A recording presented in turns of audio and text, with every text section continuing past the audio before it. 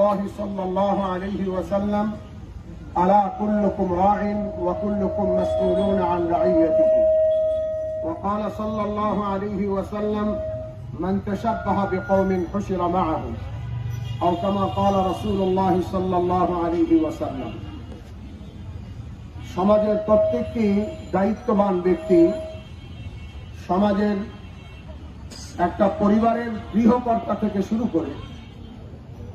সমাজের এলাকার জনপ্রতিনিধি, আইন শৃঙ্খলা বাহিনী থেকে শুরু করে বর্তমান রাষ্ট্রের বিভিন্ন মন্ত্রণালয়ের উপদেষ্টা বৃন্দের উপরে সকলের উপরে দায়িত্ব বর্তায় যে 90% বেশি মুসলমানের এই দেশে যাতে বিজাতিদের কোনো কালচার এবং তাদের কোনো মতাদর্শ এবং তাদের কোনো আদর্শ আমাদের সমাজকে, আমাদের যুবকদেরকে নষ্ট করতে না পারে, আমাদের ঈমান হরণ করতে না পারে, এ ব্যাপারে সকলে সচেতন থাকে এবং এ ব্যাপারে সকলকেই আল্লাহর দরবারে জবাবদিহি করতে হবে। একজন উপদেষ্টা তার পরিচয় উপদেষ্টা পরে, আগে তার পরিচয় সে মুসলমান। একজন আর্মি কর্মকর্তা তার ব্যক্তি পরিচয় পরে, প্রথম পরিচয় সে একজন মুসলমান। একজন আইন শৃঙ্খলা বাহিনীর কর্মকর্তা কর্মচারী সে তার ব্যক্তিগত পরিচয়, তার ব্যক্তিগত পদবি পরে,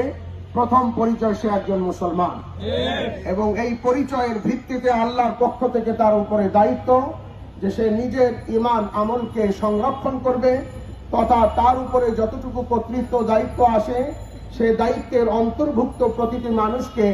ঈমানের উপরে পরিচালিত করবে এবং বেঈমানি, কুফর, শিরক তথা বিজাতীয় কালচার থেকে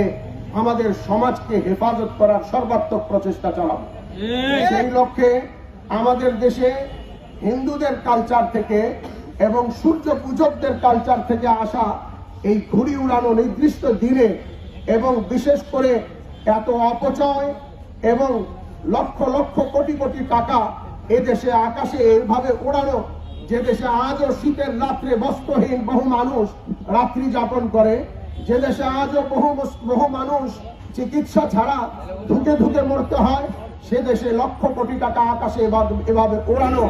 মানবিকতার বিরোধী, ইসলাম বিরোধী, সমাজ বিরোধী। আশা করি এই সমাজ বিরোধী, মানবতা বিরোধী, ইসলাম বিরোধী কর্মকাণ্ড থেকে আমরা নিজেরা বিরত থাকব, আমাদের সন্তানদেরকে বিরত রাখবো,